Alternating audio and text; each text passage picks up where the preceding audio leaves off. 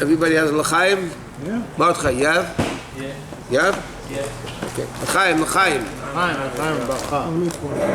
Yeah, you're good. Yeah, let me pour for you. Yud Beis Tammuz is the birthday of the Frierdiker Rebbe. He was born in the year Tafresh Mem, 3 years before the Rebbe Marash passed away. And Bechlal, they say, and the Frierdiker Rebbe said on himself that he looks exactly like his grandfather, the Rebbe Marash, did. Chassid wanted a picture of the Marash, the Frierdiker Rebbe said to him, look at me, and that's how my grandfather, Rebbe Marash, looked. So he was born in Tafresh Mem. 40 years later, 39 and a half years later, on Beis Nissen, his father, the Rebbe Rasha, passed away. So he became Rebbe, Beis Nissen Tafresh Pei. Right away. There was no space. There was no space. There is never a space between one Rebbe and the next. 11 years between the Rebbe Marash and the Rebbe Rashab. That's not our business. The Rebbe Marash became Rebbe right away. The Tzemach Tzedek became Rebbe right away. The Rebbe became Rebbe right away. The question is, what? On Zoom? Is this Zoom? No, this is not Zoom. It's fine.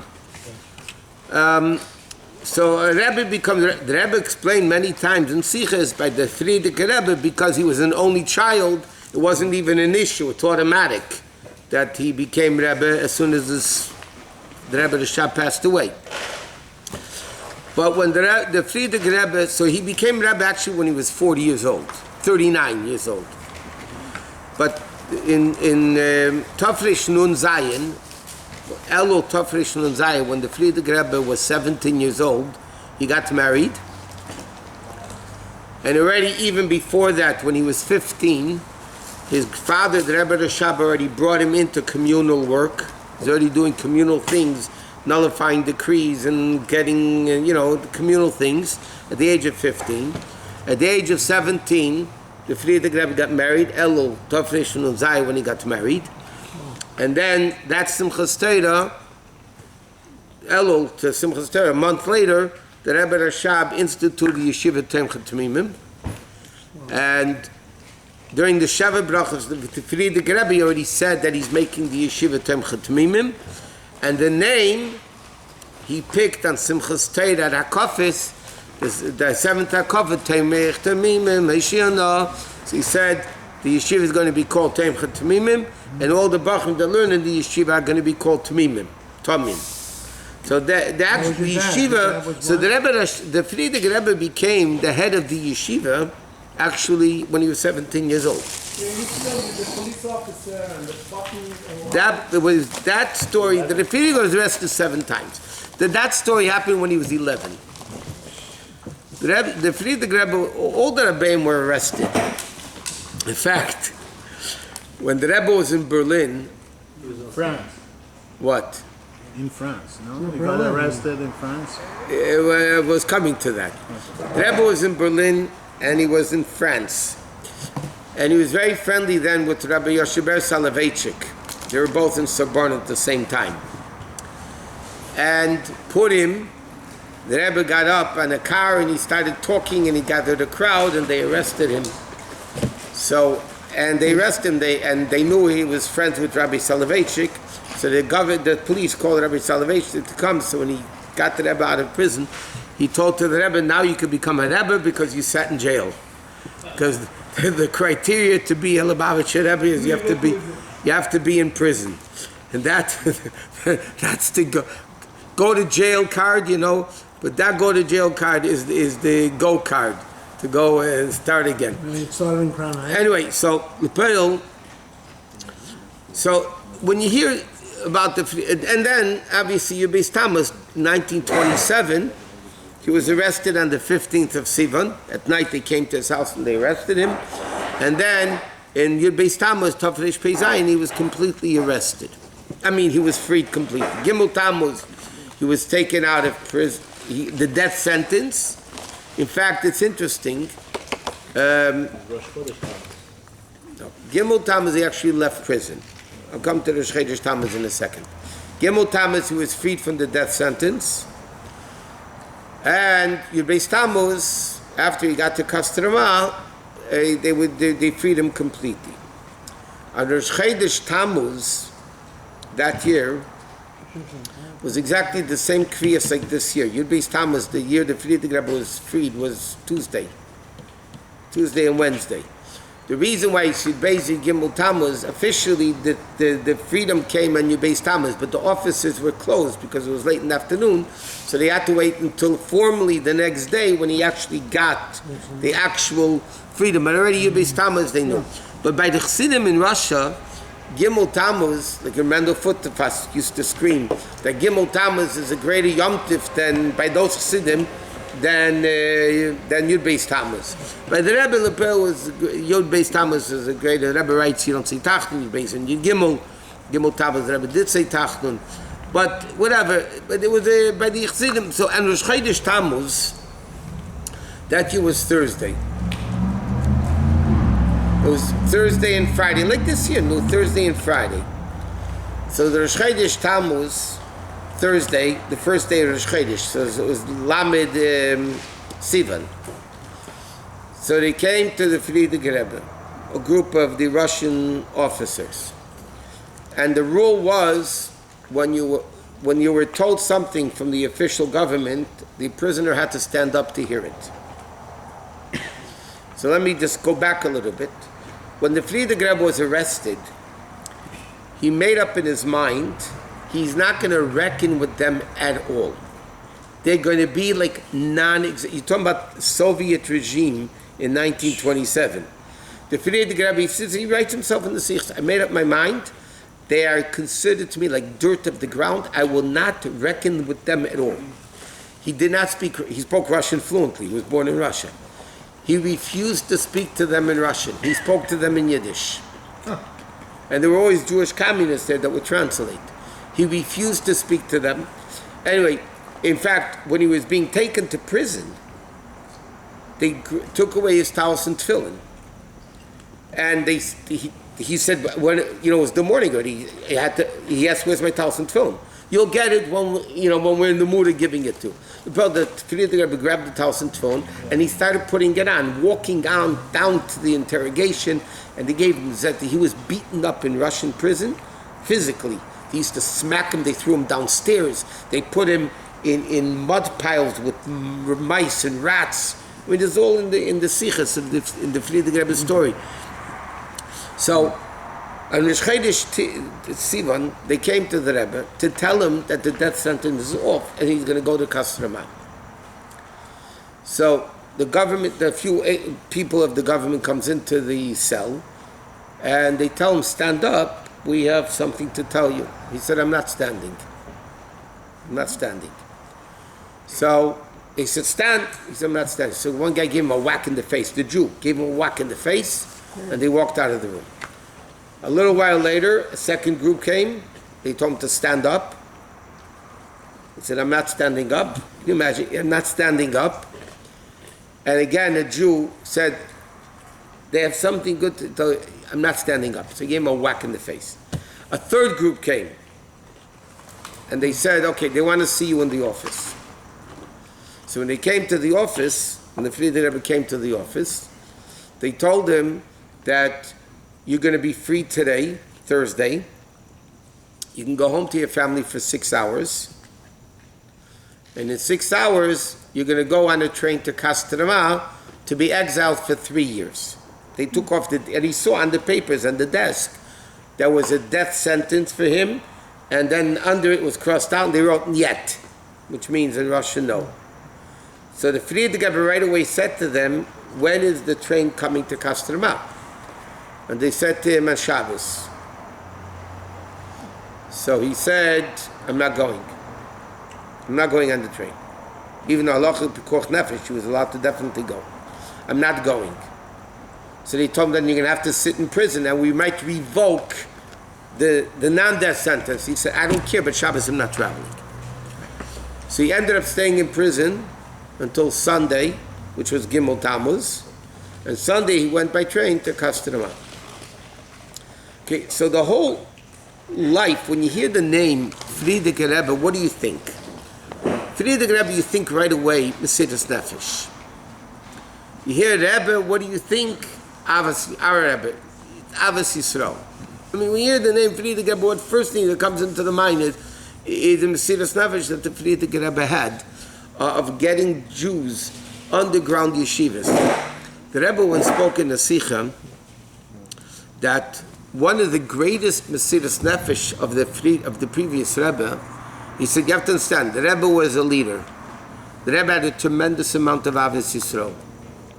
The Rebbe said one of the main levels of Mesiras Nefesh that the Friedrich Rebbe had was that when he sent people to open underground yeshivas and they were caught and they were either killed or sent away to Siberia, that same day or the next day there was somebody in his place, knowing they're going to be risking their lives. And the Rebbe knew these people are going to be risking their lives. He didn't care.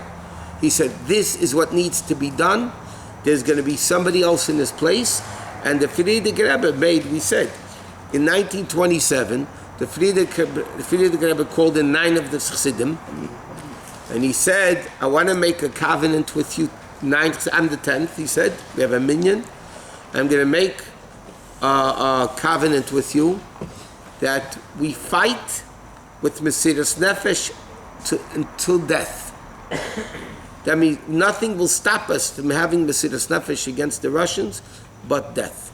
That was before he went to jail? That was before he went to jail. A long time. Not much, that year.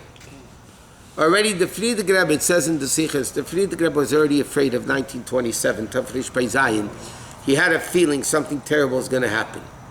And the Maimer that the Rebbe's Vater Tetzav is based on, the Kibla Yehudim of the whole Maimer of the Rebbe is based on that Maimer, the Kibla Yehudim. The Friedrich Rebbe said it was Purim Cotton, Tafresh Pei Zayin. He had a Farbrengen in his house. There were communist spies there. And the Friedrich Rebbe knew there were spies there. And he said, I know there's spies here, and I don't care about you, and I'm going to do what I need to do.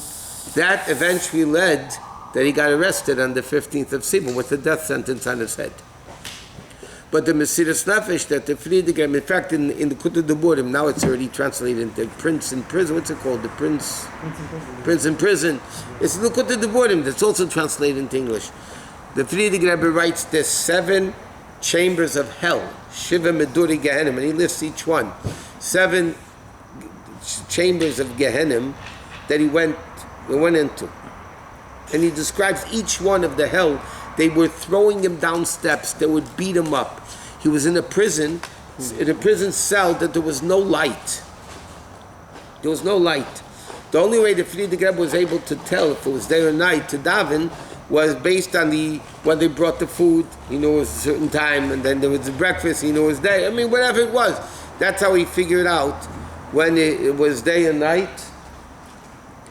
And that's how the Friedrich Rebbe was able to function in prison. He was in prison from Tezvav Sivan until Gimel Tammuz. How old was the Rebbe at this time? The Rebbe at this time, 1927, he was born in 1880, so he was 47 years old. But he seems so old, the way they describe it. The way they described it, because the way they beat him up, that affected his health terribly. And he was stuck, not as bad as after he had the stroke. Because when he came to America in Tafresh Pei, when he came to Tafshin, he came to live. When he came to Tafresh Tzaddik 10 years before he came to America, he was already healthy. Then he had a stroke and L'chaim. I heard that he had multiple sclerosis. And multiple sclerosis, he had a stroke. At the end of his life, the Rebbe once, okay, let's sing a niggun. The Beini.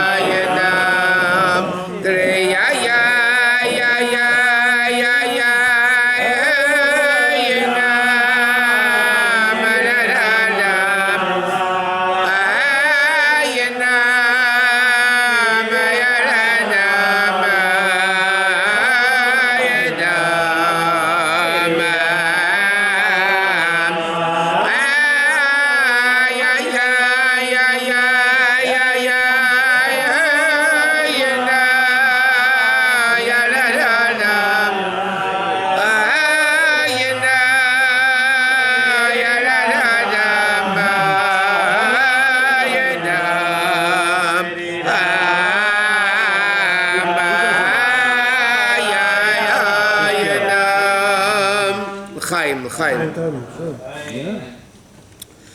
We cannot understand the Mesiras Nefesh. A Rebbe is a Rebbe, but the Mesiras Nefesh of Chassidim in those days, B'chlal, they were forging passports. They were doing underground yeshivas. They were building underground mikvahs. And the Russians were not stupid. They had spies all over the place. They knew exactly. In fact, one of the people that arrested the Friedrich Rebbe was a Yid by the name of Lulav. That was his name. And his father was a chassid of the Rebbe Marash. So when the Rebbe was going to prison, Lulav said to the Rebbe, he called him Rebbe. He said, Rebbe, and the Rebbe has a whole sikha, that even this lowlife realized that the Rebbe is a Rebbe. And he said, Rebbe, let me carry he wanted to take away the Friedrich Rebbe's suitcase that he should help him. He said, Rebbe, he said in Russian obviously, or Yiddish, he said, my grandfather, Lulav said, my grandfather carried your grandfather's suitcase, the Rebbe Marash's suitcase. So the Rebbe said, the Friedrich Rebbe said to him, the difference is, your grandfather went where my grandfather wanted him to go. I'm not going where you want me to go. That's what the Rebbe said to him. Your grandfather went where my grandfather wanted him to go. But you want me to, I'm not going where you want me to go. But even, I'll give you an example. It was against the Russian law, the Russian government, of not sending kids to school. If you didn't send kids to school, they took the kids away from you. And the Russians wanted to take the Jewish kids away from the parents because then they raised them as communists. They put them in an orphanage, and they would be raised from the youngest of ages as goyim, and mamish as communists and all. And the schools were full of kfira, the communists. They didn't believe in God. They didn't believe in anything, And this is what they taught in the schools. And plus, in Russia, they had school on Shabbos. So the question is, even if the kids were able to walk to school, but they had to write. If you didn't write, the teacher knew, okay, this is... So a lot of families did not send their kids to school. They hid the kids. The kids were hidden. They sent them away to relatives in different cities. It was unbelievable. Even the ones that did send, the kids knew that this one came with a bandaged hand, and every Shabbos something was wrong with the kids. Either their hand was bandaged, they couldn't write, or something. They always created stories, but the Russians knew. I mean, they weren't stupid. The kids had it good. School. No school, yeah? Those kids were hiding. They were afraid to go out of their houses. You know what does it mean to have a Farbrengen in Russia? I'll give you an example. In the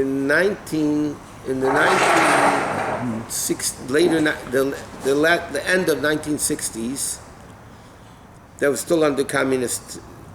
The Rebbe sent, it was then a Bacher, Benjamin Katzer. He ended up marrying my cousin.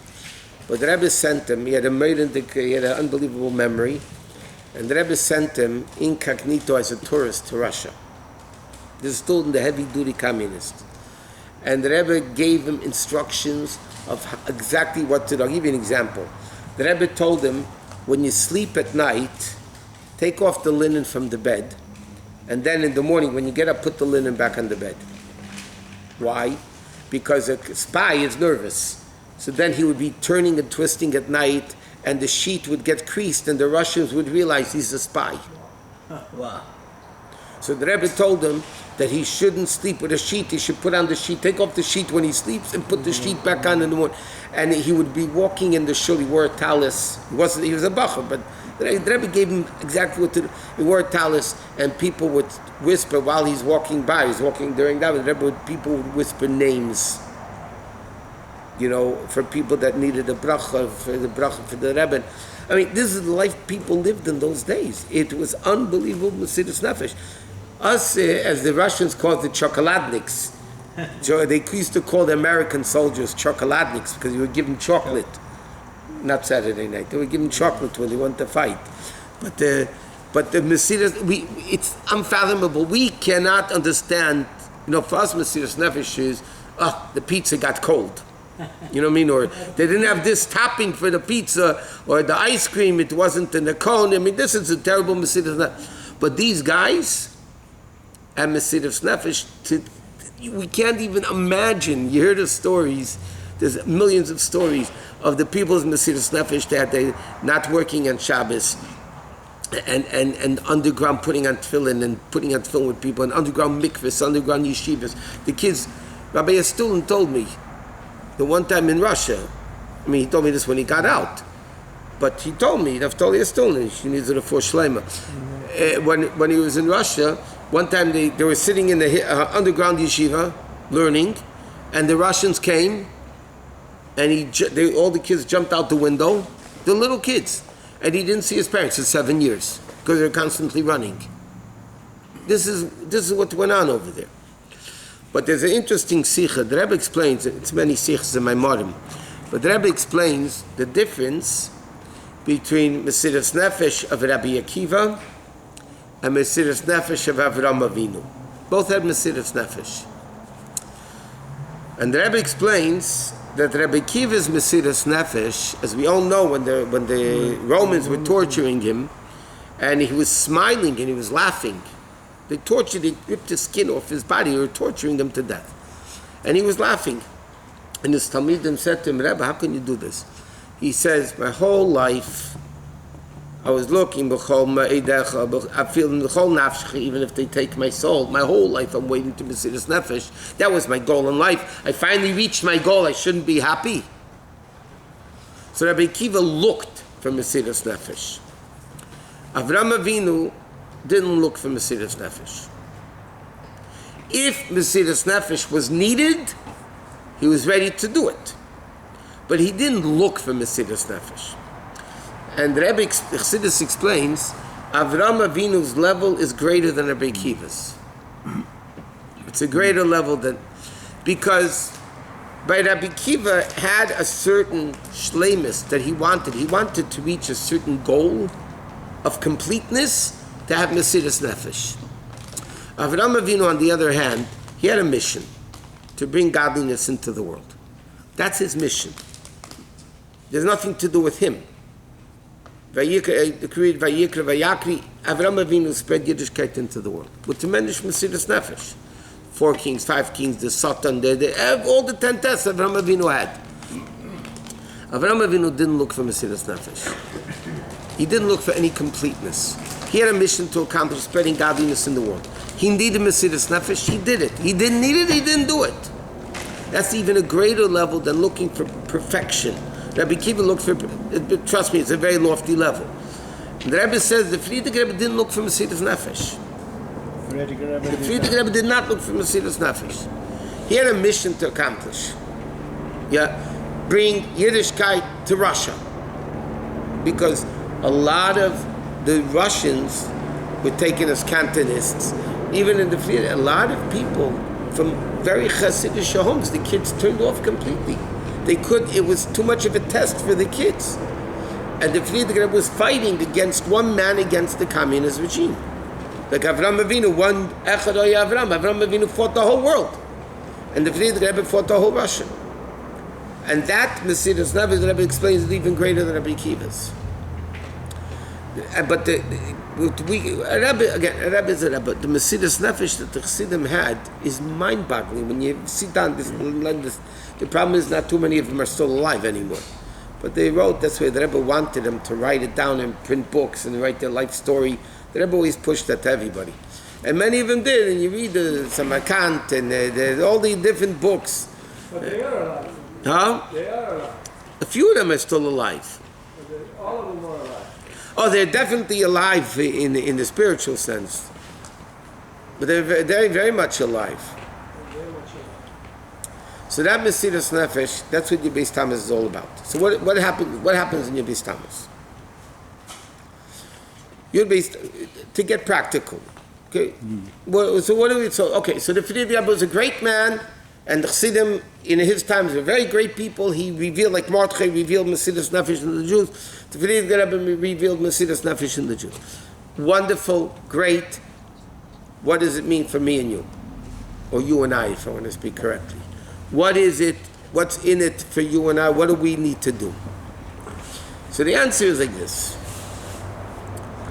when a day like Yud Beis Tammuz comes, that the Frierdiker Rebbe was released from prison, that means in heaven they gave a stamp of approval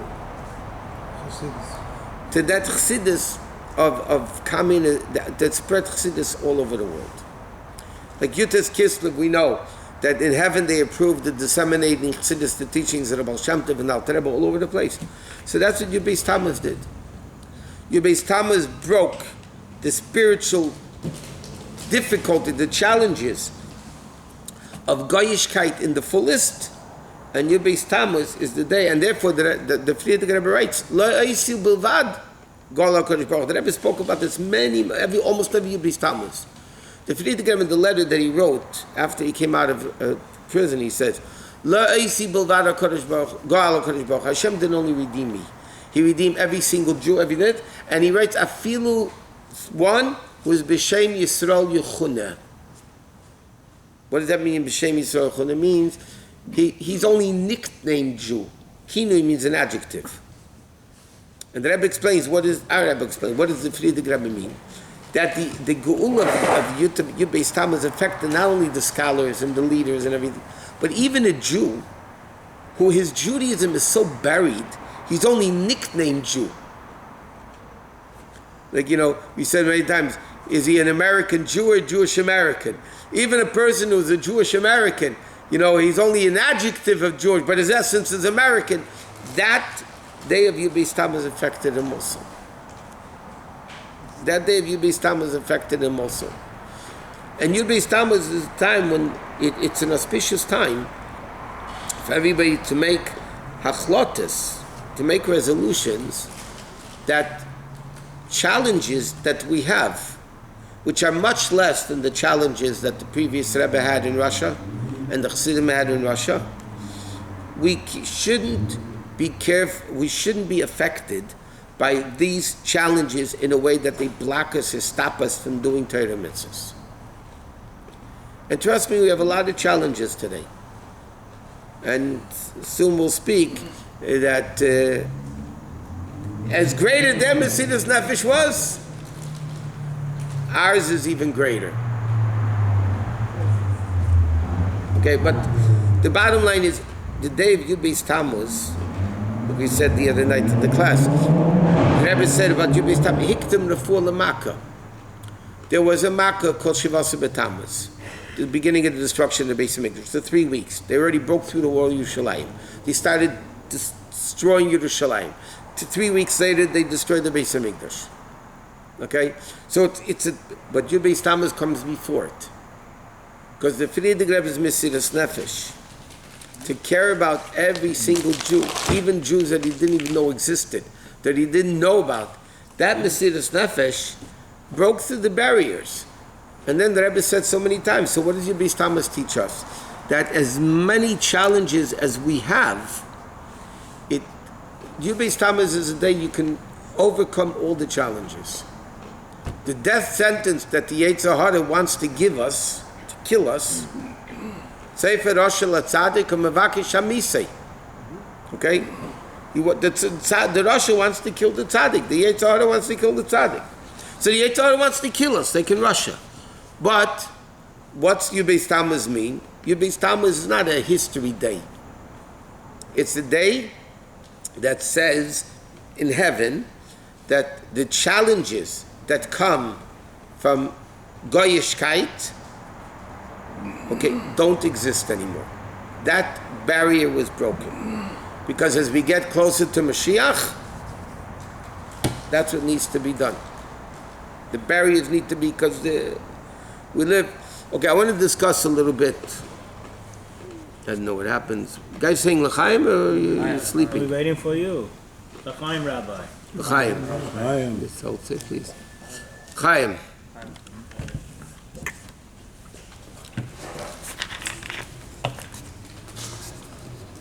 Somebody asked a very good question the other night, last night. What was it, last night?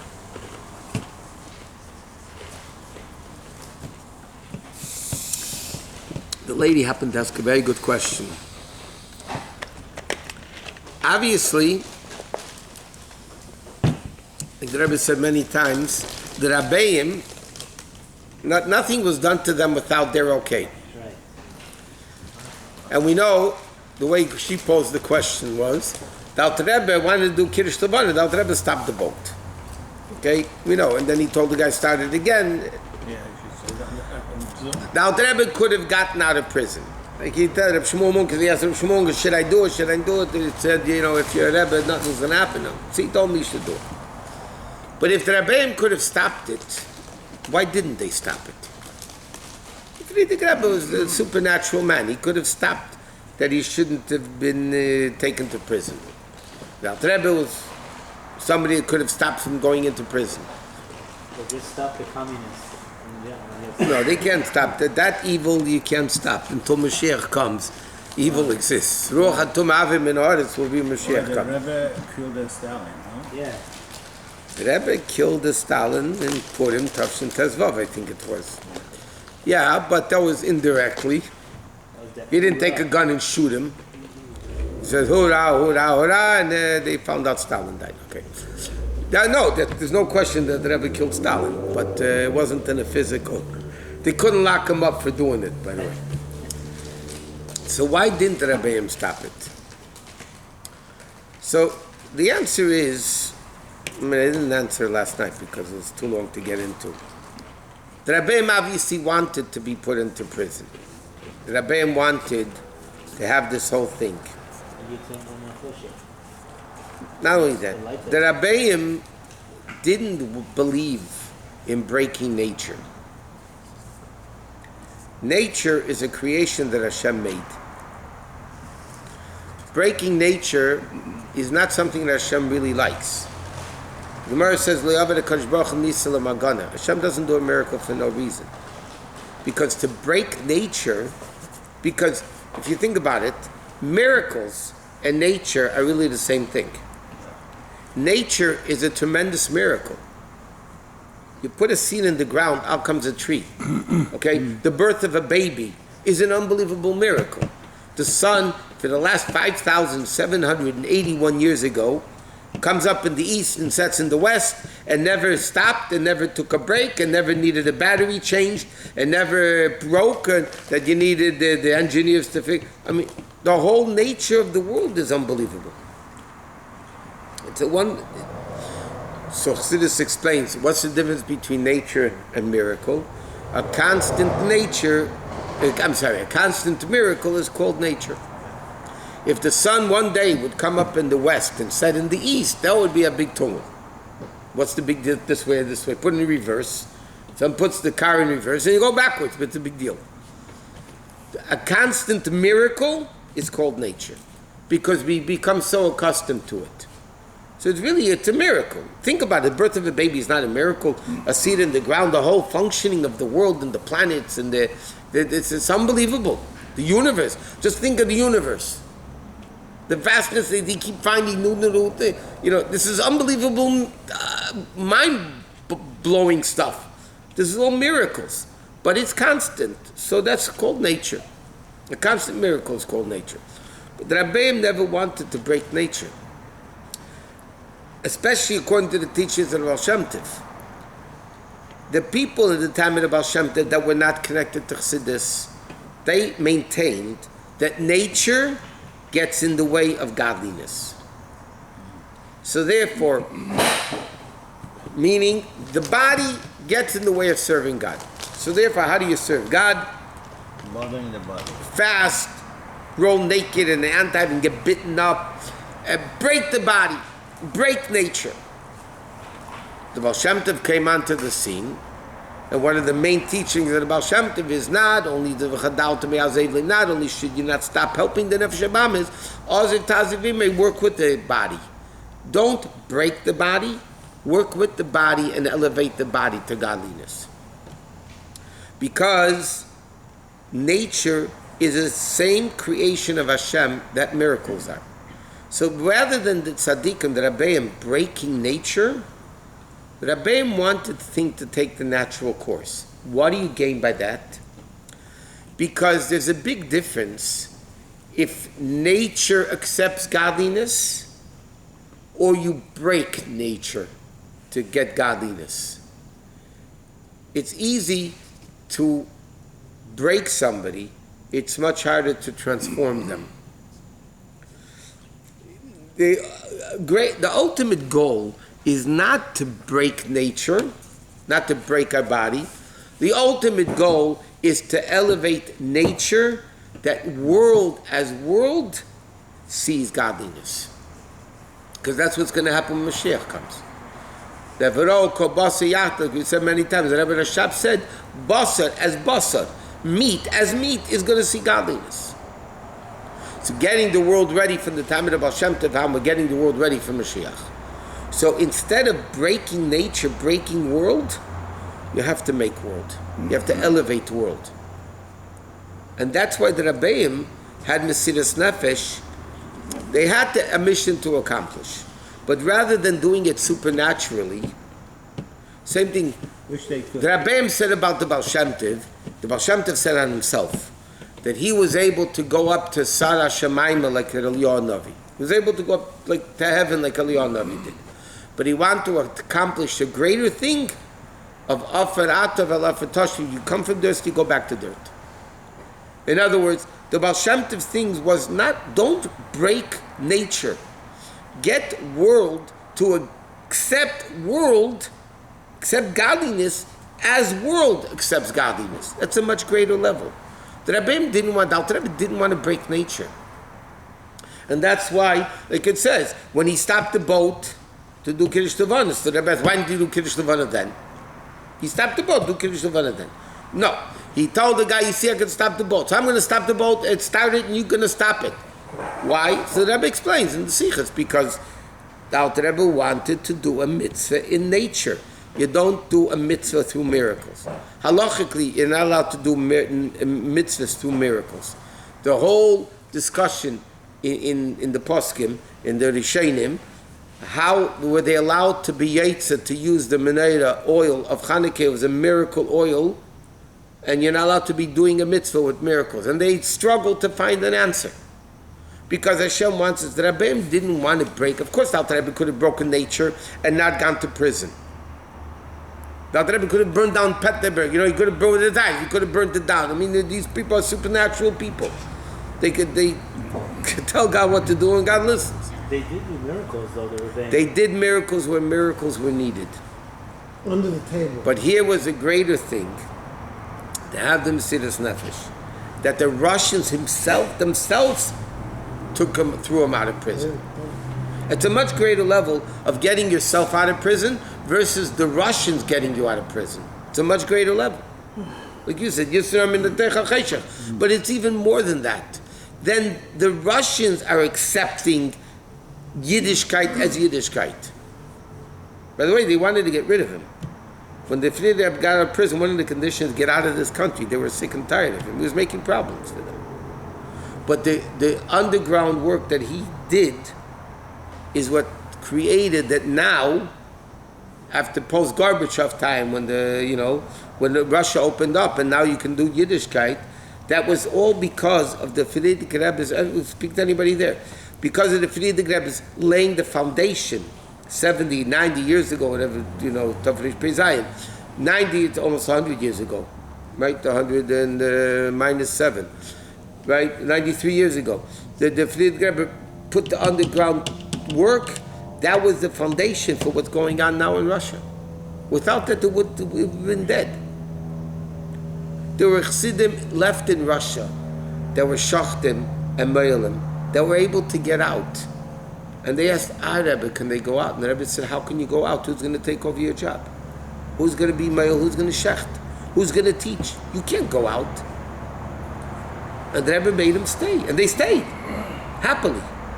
They were fulfilling missions. But the Rebbe had a very strong connection. When Mendel Futterfass was in prison, he had an urge to write a pidyon to the Rebbe. Power Rebbe was already Power Rebbe's time, after Tafshin Yud.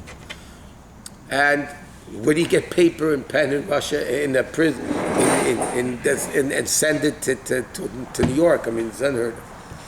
So he knew Rebbes are very great. So he said, he's going to think the pidyon. He's going to do it in thought. It's definitely going to... He sat down in prison and he thought deeply a pidyon, a paper to the Rebbe for asking for a bracha. At the same time, his wife was already in England.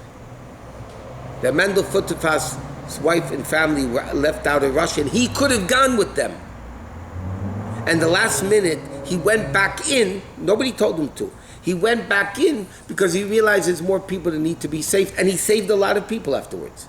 He had permission to leave, and his family was in England already. He went back.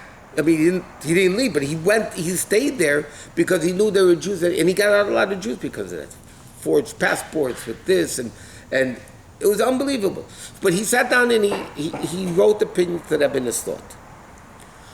His wife was in England more or less at that time. She got an answer, that letter she wrote to the Rebbe, and she got an answer, and the Rebbe added, the pidyon nefesh was accepted. The pan that was sent was accepted. I got it. And she didn't know what it meant because she didn't send the pan. Later, when the Mendel came out, years later, his wife told him the story, he realized that was the same time that he wrote the pidyon to the Rebbe in his thought. And his wife in England got the answer that I got the pan. True story. Told it himself many times. Is that why? Yeah. Chaim. Fine. Is that why whenever they wanted a baby, Rebbe insisted go see a professor? Naturally. That's okay. The white one. Which one of these open? They're both open. Thank you. Okay, guys. Yaakov, thank you very much. Thank you. Thank you. But we need to understand one thing. Yes, for us it means the Beis Tammuz that we need... What more?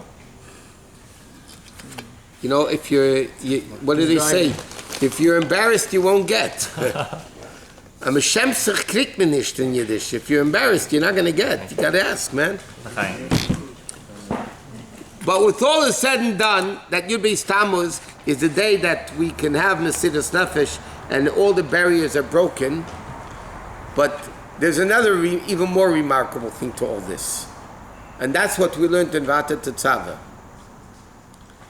Of Vata Tetzaveh, the Rebbe writes about the Mesidas Nefesh of those Jews that had a tremendous amount of Mesidas Nefesh, of oppression, of torture. The Russians knew how to torture. They didn't just they tortured people. Okay? And it was unbelievable, the Mesidas Nefesh they had. And the Rebbe writes, yet the same people, when they go out of that country, we don't see in them the same level of Mesidas Nefesh. And the Rebbe explains in Vata Tetzaveh, and if you stop to think for a minute, it's so remarkable. The Rebbe is saying in Vata Tetzaveh, as great as the Mesidas Nefesh was that they had then, it doesn't come to the Mesidas Nefesh that we have today of complacency and gullus. It's a more difficult Mesidas Nefesh. And that takes... So, in the Friedrich Rebbe's time, what did the Jews need? And that's why the Rebbe gave like in Mordechai's time, Mesidas Nefesh. The Rebbe demanded Mesidas Nefesh from a lot of people, especially in the early years. But later years, the Rebbe said, nobody's stopping anybody from doing Yiddishkeit. The only thing that's stopping us is us getting too comfortable in Golus. Ourselves. We stop ourselves. Because the worst thing is when people say dark is light, and and that in Yiddish it's called drek. Drek is manure.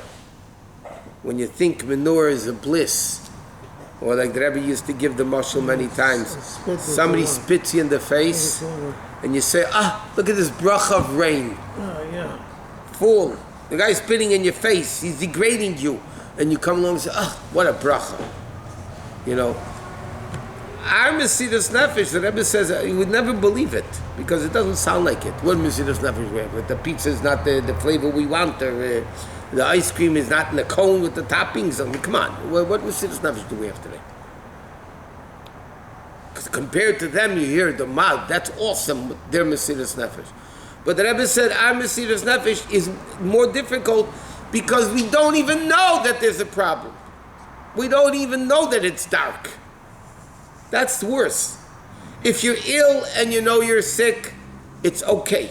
Because then you go to a doctor and you say, I'm sick, help me. Our problem is, we are so complacent in Golus, we don't even realize how sick we are, that we don't even want Mashiach. Because if you would really want Mashiach, the Rebbe says in Vata Tetzava, if there would be, or the Rebbe said in the Chav Ches Nissen Sicha, if there would be a few Jews that really, really, really want Mashiach to come, Mashiach would have been here already. And the Rebbe said the same thing in the Maim of Vata Tetzava, basically. The Rebbe said, if you one person that does tshuva properly, Mashiach would be here already. So our Mesiras Nefesh is very difficult. But you know, it's a very interesting thing. This is my own take, I don't know. It's brought down, the Rebbe brings down somewhere, I think the Rebbe Shabbat, the Rebbe has a comment at the bottom about it, that the Alter Rebbe is born Chai Elul. Yeah? What's 9 months before Chai Elul? Yutas Kislev. And the Rebbe writes in the Hora, I think it's put on Teresh Shabbat, but the Rebbe writes in the Hora, even though that year was a leap year, so it's 10 months, from Chai Elul to, from Yutas Kislev to Chai Elul, that year without Rebbe was born was a leap year. But he says neshamas of certain tzaddikim need 10 months instead of 9. But if you make a cheshbon, Yud Beis Tammuz is exactly 9 months before Yud Aleph Nisan. And that year was also a leap year. The year the Rebbe was born, Tav Samach Beis, was also a leap year. But it's interesting. The Rebbe spoke about the Alter Rebbe, that he was conceived Yutas Kislev and he was born Chai Elul. So if that's the case, the Rebbe was conceived Yud Beis Tammuz and he was born Yud Aleph Nisan.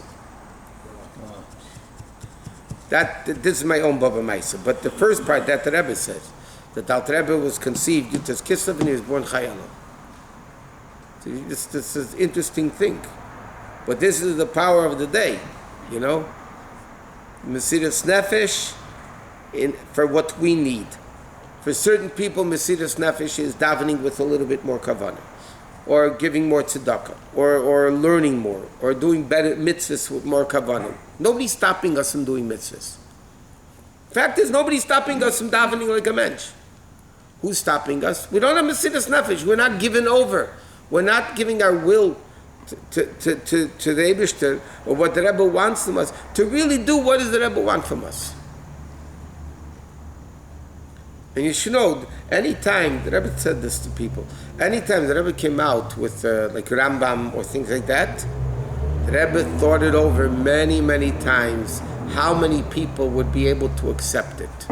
And then the Rebbe came out with a takana. Until that you realize many people are going to be able to do it, the Rebbe didn't do it.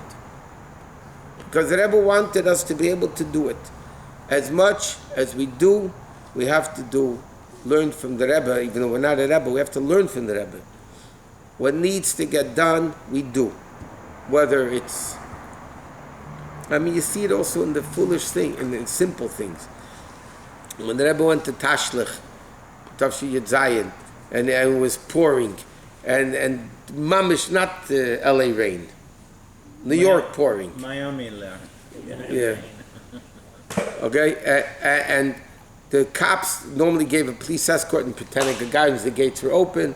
Everybody knows the story. It was pouring, and the people were thinking, "Is the Rebbe going to go to Tashlich?" I go to Tashlich. The Rebbe comes out, went straight to Tashlich, walked in the street with the Chassidim following him. The Rebbe came to Botanical Gardens, and the gate was locked. Couldn't get in, and the pond was inside. So the Rebbe looked at the gate. I wasn't there. I was a kid in Chicago. I saw the movie. So the movie couldn't because Rosh Hashanah wasn't a movie.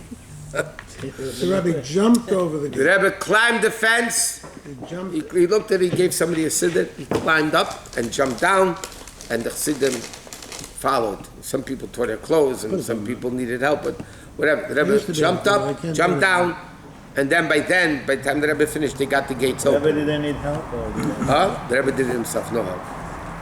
And then, afterwards, when they got back to Sem Sem, it was mamish pouring. The Rebbe gave out mashka to everybody that went. And he actually felt hats, if they were sapping wet or not. If the hat wasn't wet, he didn't give you. And the guy that went and changed his hat, he didn't want to go to the Rebbe. The Rebbe, he had to tell the he was telling the Rebbe, I want to change my hat. I was once in Sukkot, in the Sukkah in New York. It was pouring. Sukkot B'chal, New York is a terrible rain. And it was Thursday, Friday, Shabbos, Kriyas. So the Rebbe then would Farbrengen Friday night, the prayer smap, and then he stopped, and then Kreis Shabrach, the Rebbe would give us Shabbos afternoon, after the Farbrengen. It was pouring. And the Rebbe walked into the Sukkah, and the Rebbe came in, and all the old Hasidim, with the old guys, were bundled up with the Rebbe walked into the Sukkah, took off his coat, and told all the guys that were in front of him, take off your coats. And the Rebbe Farbrengen, and he gave out Kreis Bracha. And then the Rebbe put on his coat and left the Sukkah. He was there for hours. I was there. I remember the Farbrengen very clearly because we're on the pyramids in the Sukkah, and we were right under the schach. So by the time the Farbrengen was over, before the Rebbe gave out Kreis Bracha, everybody's shirt was orange and green. It was mamish a colored shirt from the screen of the schach that came down. And in fact, a bunch of us didn't want to go to the Rebbe Kreis Bracha. We were looking like that, so we went to our room across the street, changed quickly, and by the time we got back to Kreis Bracha, the shirt was orange again. But the Rebbe, it doesn't matter. What needs to get done, you have to Farbrengen. What the heck are you worried about? So it's rain, so what? It rains. So it rains. I can't walk to shul because it rains. What's going to happen? We once went to Alucha. It was in the Lamitz. We walked to Queens on Shabbos afternoon. Okay, every year they would walk to Queens. What? Queens, Forest Hills, Kew Garden Hills. And it was pouring. Okay, all the Bachim went. We went.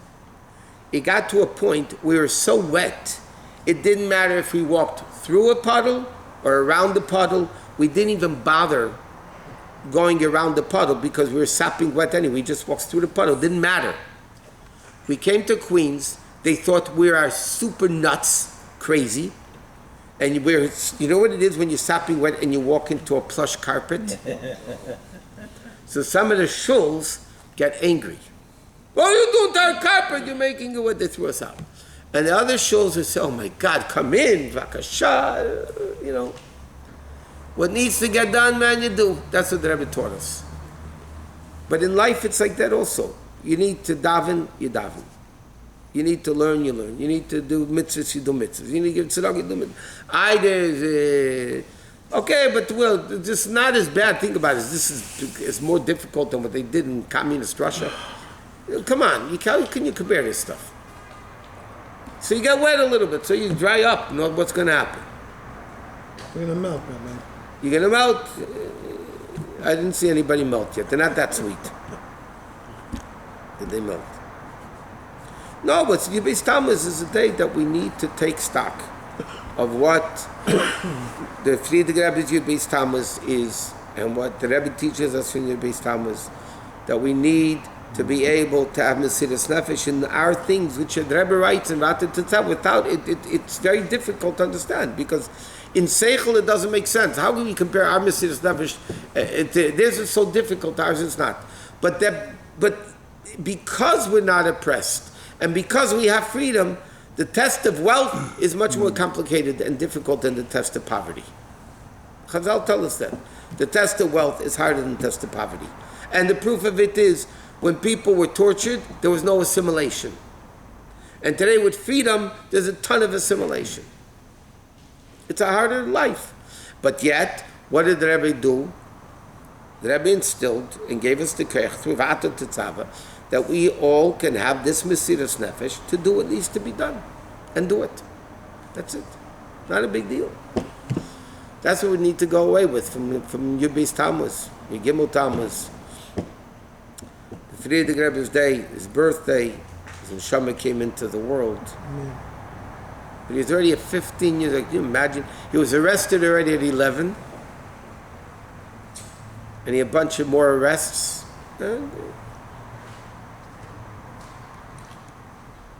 Bottom line of it all is we need to have Mesiras Nefesh. Mesiras Nefesh today doesn't mean giving up your life, what we did in Russia. That the second a guy was killed, another guy was there. Our Mesiras Nefesh is getting out of our comfort zone within ourselves. You know, we're too comfortable. You know, like Rabbi used to tell us in Yiddish, there's a parking. You know what the word parking, Yossi? Smutzach parking means it got to bother you a little bit. Well, Don't be content. You know, God is mutzach parking. That bother you a little bit. That we need to get better. The problem is when we don't think we need to get better. That's the problem. That is the first sign of illness. That you think we don't need to get better. And this is an illness we all have. It's good enough. God should be happy that I'm doing mitzvahs. You know, we don't do God no favors. Anyway, l'chaim. This is Le'ili Nishmas Eliyahu Rabbi Emmanuel Chazani. He's passed away a few days ago. This is Nisham Shev and Aliyah. L'chaim. Rabbi, how long was he with? Thank you, Avi, and the Ganjians for. Rabbi, how long was he with the shul? Who? Many years. Many years. Like what? Like 20 years, 30 years?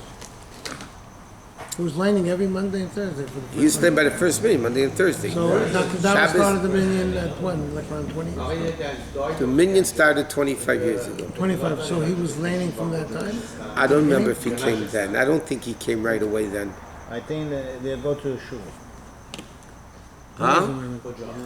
You know, Rabbi Lazar said that a voice. He said that